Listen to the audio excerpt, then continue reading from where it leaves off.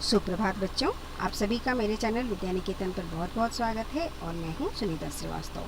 बच्चों, चलिए हम निबंध लेखन की अपनी श्रृंखला को आगे बढ़ाएंगे और आज का हमारा विषय है आतंकवाद। बच्चों, आतंकवाद आज छोटे छोटे बच्चे भी जानते हैं कि आतंकवाद क्या होता है। इसे हम एक हिंसात्मक गतिविधि कहें तो गलत नहीं होगा।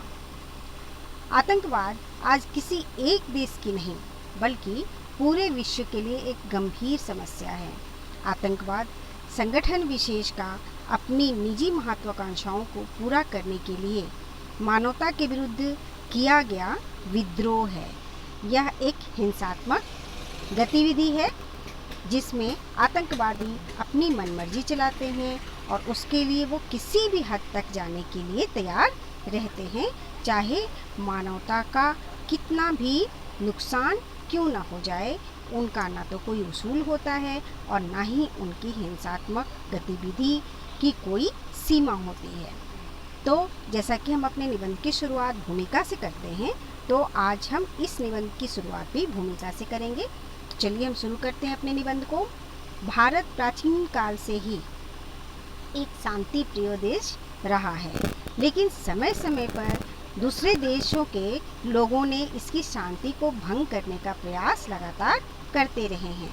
वर्तमान समय में भी कुछ विदेशी लोग भारत में आतंक फैलाने में लगे हुए हैं। आतंक का तात्पर्य है भय। समाज को अपने कुकृत्यों से अत्यंत भयभीत करना आतंकवाद कहलाता है। वहीं समाज को आतंकित करने वाले लोग आतंकवादी कहलाते हैं। आतंकवादी गतिविधियां क्या होती हैं? आज सारा देश आतंकवादी गतिविधियों से भयभीत है।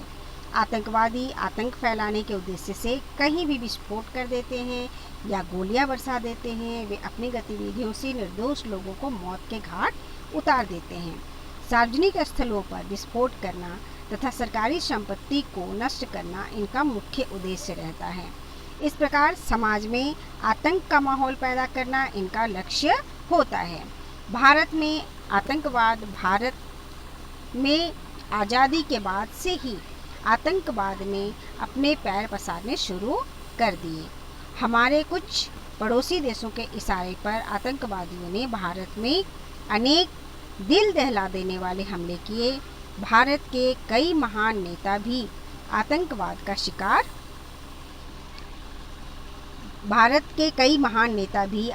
का शिकार होकर मृत्यु को प्राप्त हुए हैं। वर्तमान समय में भी भारत में आतंकवाद अपना कुकर्म रच रहा है। भारत में अनेक बड़े बड़े शहरों में आतंकवादियों द्वारा कई भीषण वारदातों को अंजाम दिया जा रहा है, जिसमें अनगिनत निर्दोष लोगों की जानें चली जाती हैं।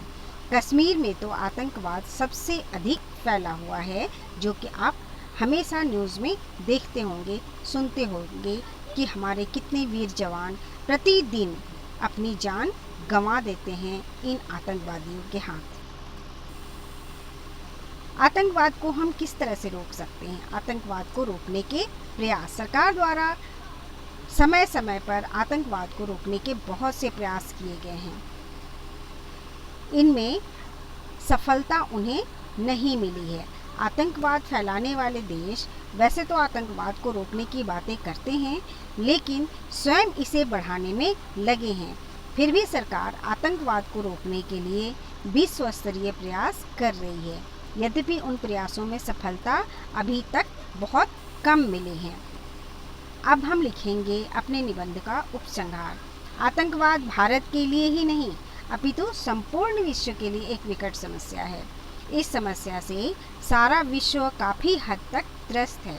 इसे दूर करना किसी एक देश के वश की बात नहीं है। इसके लिए चाहिए कि विश्व के सभी देश मिलजुल कर इस समस्या के समाधान का प्रयास करें। आतंकवाद की इस विकट समस्या को मिलजुल कर ही मिटाया जा सकता है और संपूर्ण विश्व में शांति तभी कायम की जा सकती है। तो यहाँ पर आतंकवाद से संबंधित एक निबंध, छोटा सा निबंध मैंने आपके सामने रखे हैं, आपके साथ शेयर किए हैं। आप इस निबंध में और कुछ जोड़ना चाहते हैं तो आप इसे जोड़ सकते हैं और अपने निबंध में कुछ हटाना चाहते हैं तो आप इस निबंध में से कुछ हटाकर अपने निबंध को छोटा भी कर सकते हैं। इस तरह से आप से मैं मिलूँगी अब दूसरे निबंध के साथ। तब तक आप अपना ध्यान रखें और अपनी पढ़ाई जारी रखें। थैंक यू बच्चों। बाय बच्चों।